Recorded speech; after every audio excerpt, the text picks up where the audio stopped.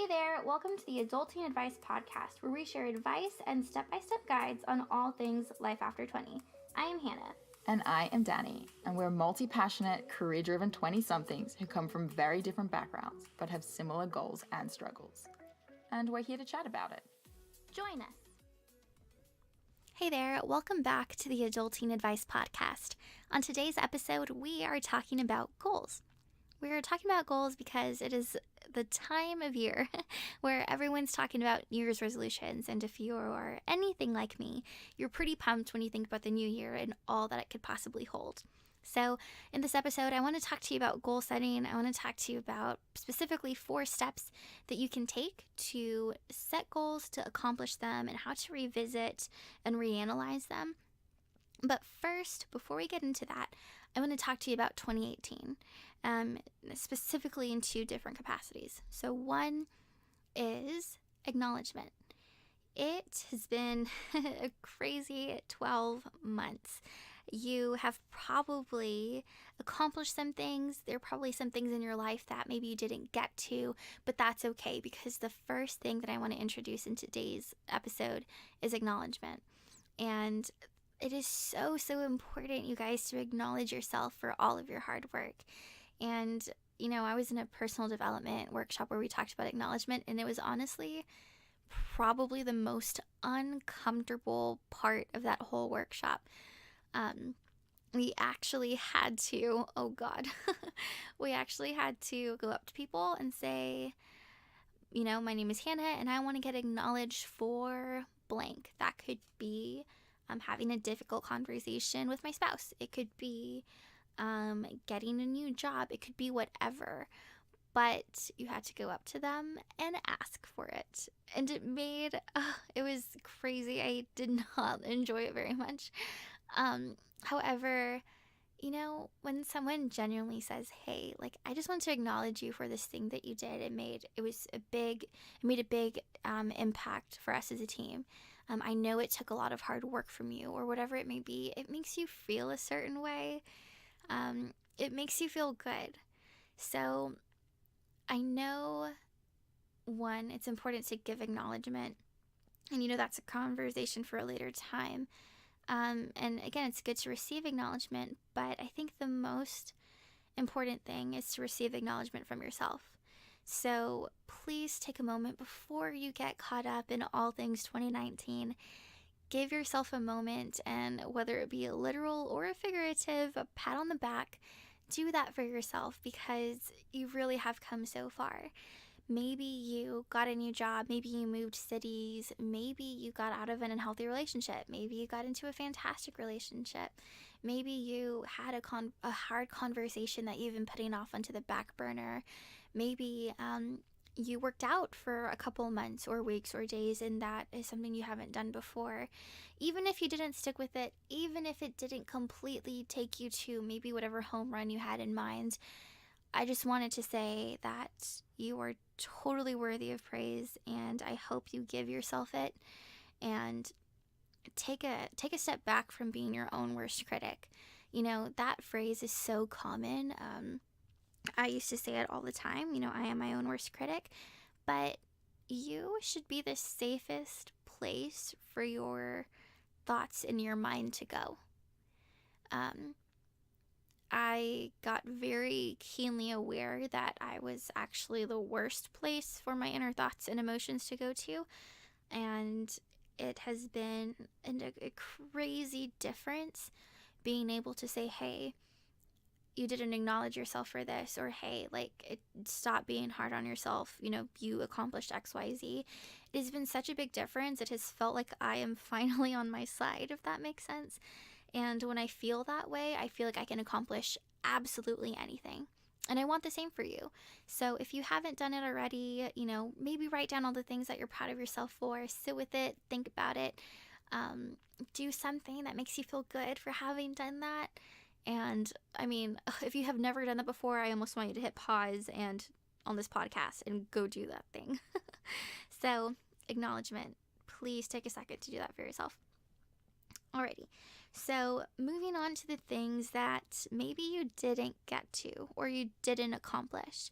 There's 2 things. one, before we dive into maybe the nitty gritty on maybe why that didn't happen, I want you to get complete with that. Get complete with the fact that there were some things that for whatever reason didn't happen.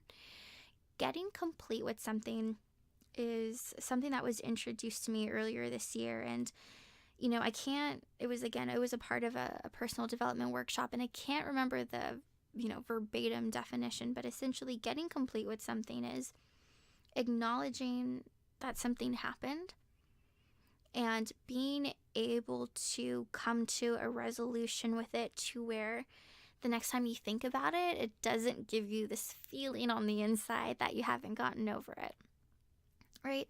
So, an example of getting complete with something could be maybe, for example, an argument. So we get in an argument sometimes with our friends, with our family, with our bosses, our coworkers, and even though maybe you had an argument and you said your sorries, the next time you see that person, or maybe you have seen this person, you get this feeling deep down like, oh, it's not done. You're not finished with it. It's not complete. Maybe you're still upset. Maybe there's some words that you wish you had said but didn't say. Whatever it may be, right? It gives you these feelings of negativity. We want to learn how to put that to rest and put that aside. And oftentimes that takes action.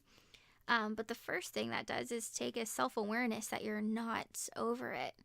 So the reason why I wanted to introduce that into this conversation is because humans in general, whenever we move on to something in our life, we like to bring the past with us. So, for example, when we go into a new relationship, we like to bring the old one with us, and the same fears and the same assumptions, we like to do that. Going into a new job, sometimes we worried about our old bad habits in our old job and somehow bring them with us. We like to hold on to stuff. And when it comes to goals, and how this is all kind of relevant here is that sometimes we're afraid to set goals for ourselves that we've already set before and didn't accomplish. So maybe you had a goal this year to be in the best shape of your life and it didn't happen. Sometimes we're worried to set the goal again and tell people we're setting the goal because we feel like we didn't accomplish it. And we're afraid to step into that territory of going at it a second time. So what I want you to entertain is the idea of getting complete with it and understanding this was my goal. It may or may not have happened, but that is okay. It doesn't mean anything about myself. It doesn't mean anything about other people. This is not going to impact me in any negative way. It happened. It's complete. I can move on, and I can choose to either pursue the goal again and feel fine, or I can choose to let the goal go and still be fine. Getting complete with something, again, is super important. Try your best to do that before you make these new goals so you don't have any negative feelings going into the new year. You can go in it with confidence and with you being on your own side. Alrighty. Goals. One of the first things that I would say, there's even a statistic out there. I wish I would have pulled that, but I know there is a statistic out there when it comes to doing this one thing, and that is writing down your goals. I think it's super important to write down your goals and take a second to visualize what it would be like to accomplish that. So if you haven't done this already, take out a notebook or a sheet of paper and start jotting down, maybe 1 to 5 things that you would love to do next year. Sit with it, visualize it, think about maybe the process, what it would look like for you to have to put in the work to get there, and write it down. One of the things that I do every year, and I'm actually looking at it because I'm recording in my closet, on this chalkboard, I will draw or write down, I'll do both. I'll write down a couple of things that I want to accomplish, and sorry, I'm pausing right now because I'm literally looking at this as we speak, so I'll just walk you through mine.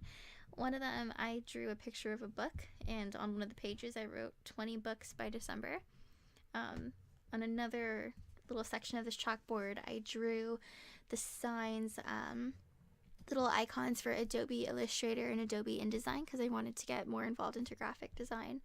I drew a piggy bank with a number on it that I wanted to make every month. And this is hilarious. I am literally looking at a picture of a microphone as I speak into my current microphone. And I did speaking. More speaking was one of my goals for this year. So yeah, this chalkboard stays in my closet. It's not super front and center. It doesn't hit me in the face every day, like in the living room or in my bedroom, but it's in my closet, and I get to glance at it and for a split second even think about maybe where I was in the headspace I was in when I first wrote it down, and what part of me wanted this. And it definitely encourages me to keep going. So step 1, write down your goals. Step 2, find an accountability partner. Okay, this is probably single-handedly the most effective thing that I have taken on in 2018. Finding an accountability partner can literally be the difference between you taking 0 action to taking a ton of action. An accountability partner has a couple of qualities. One of them is that they're willing to keep you accountable. So you should reach out to someone who you feel like probably isn't going to let you get away with things. Think about that person in your life. And this is the thing for you. If you are going to ask someone to keep you accountable in life, you have to be nice to that person. You can't get mad whenever they ask, hey, have you done this or that? Or, you can't get upset. You ask them to do this. So keep that front and center. But again, accountability partners are really, really huge. They can take a couple of different forms, and you can ask them in the ways that you'd like them to be involved. So whether that be saying, hey, so-and-so, I would love it if at the end of every week you asked me, like, hey, did you get your workout in on Monday and Thursday? I don't know. Or, so for example, this podcast, Dani was my accountability partner. I told her the idea and vision I had for this, and sure enough, she actually checked in with me pretty often. She ended up getting enrolled in this idea and helped create the podcast. But yeah, accountability partners are there to not only check in with you, but to me, they give you a little bit of a boost of confidence. So anytime I was worried, if Dani said, hey, have you recorded this or that? And I told her, no, this is how I'm feeling. She was actually she helped me walk through that and get past however I was feeling. So find an accountability partner. Make sure there's someone who is brave enough to ask you how it is that you're doing, and can't get mad at them when they're doing what you ask them to do. Alrighty. Step 3, this is kind of like putting on my project manager hat now, but when it comes to goals, you have to have a plan. So kind of going back to this podcast, my goal it was, right, to start a podcast. But if I were to say, hey, start a podcast tomorrow, it's like, okay, where do I start? And that's probably the most common thing that people say or ask themselves when taking on something new. Where do I start? How do I start? So if you're going to have a goal, you need to take a moment and figure out what steps you need to take to get there, and really break them down into actionable items that you can accomplish. So if my goal was to say, hey, by the end of the year, I want to have a podcast up and running, that probably means I need to have just episodes recorded. If I want people to listen to those episodes, I probably need to have a couple of social accounts set up so they can listen to it. If I want those social accounts, I probably need to do some branding and design to make them all kind of look and feel the same. If I want to have the same branding and design, I probably need to carve out some time to figure out what I even want that to look like. So you'll see, even in that thought process, you go from having this goal of people listening to a podcast to going backwards and figuring out all the steps and pieces needed to make that happen. So I encourage you to do that. Not knowing where to start first can be tricky for people. And, if you still find yourself stuck and you really can't figure it out, start anywhere, start somewhere, but do your best to brainstorm to figure out, okay, this is my end goal. What would it look like to be close to it, and kind of keep working backwards like that. If you need help game planning your goal, I would love to help you. So if that's something you're interested in, please send us a note. If you go to our website, www.adultingadvice.com, hit contact, and send us a note. Tell us what your goals are and if you need some help breaking them down. I would also love if you shared what your goals were in the comment section of these podcasts and see if you can get some ideas or inspiration from other people as well. So game plan your goal into action items. Step 4, check in with yourself. This is kind of where we're introducing some self-awareness here. You have to be able to check in with yourself in a way that, again, right, is safe. You're not being too hard on yourself, but you're saying, hey, if my goal is to start a podcast by the end of the year and it is September and I have, no podcast recorded and no accounts where I'm going to post this up, I'm probably behind. I probably need to either put in some extra work. I need to evaluate why I'm behind, and figure out, does something in my life need to pivot to make room for this? So check in with yourself every few months on your goal. What you don't want to happen is exactly like that, right? Being, close to the end of the year and wondering, where did all my time go? Realizing you still need to do X, Y, and Z to make something happen. And having those honest check-ins with yourself, again, it gives you the opportunity to make a new game plan. Or it also lets you say, hey, no, I haven't been advancing on this goal. Why not? And sometimes you might realize you just don't want to go after that goal anymore. And, I don't want to go too much off track here, but it is okay to change your mind. And I actually want to say that a million times. Like, it is okay to change your mind on something. Personally, I used to have a very hard time choosing to not pursue something anymore because there was a part of myself that thought, like you must be giving up. But sometimes, guys, that's not the case. Sometimes you realize maybe you thought it would do something for you, but you realize doing something else will help you get there faster.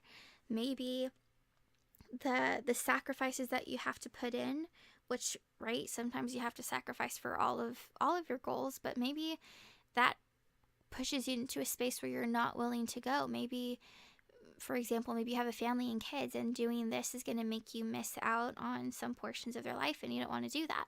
That's fine to say no. For me, one of the big goals that I had when I was younger was to work in a big corporate company, and I got that, and then I realized I wasn't as happy as I could be while working there, and I chose to work for a small business. And being my own worst critic, there was that part of me that got really hard on myself, thinking maybe you just couldn't last, maybe, all of this negative self-talk. But at the end of the day, I just realized I thought that was going to be a certain way for me, and it wasn't. And it's okay to, say, I'm going to let this go. Now, you may be in a different boat to where you checked in with yourself and you realized, hey, I actually do want to accomplish this goal, but I'm not getting there and I feel stuck. So in a personal development workshop that I was in, they introduced this idea to us that, again, has been super helpful for me. So here it is. Consider that all of life is a game, and everything that you want to accomplish is also a game. Now, also consider the fact that you are extraordinarily effective at the games that you choose to play. So, stick with me here.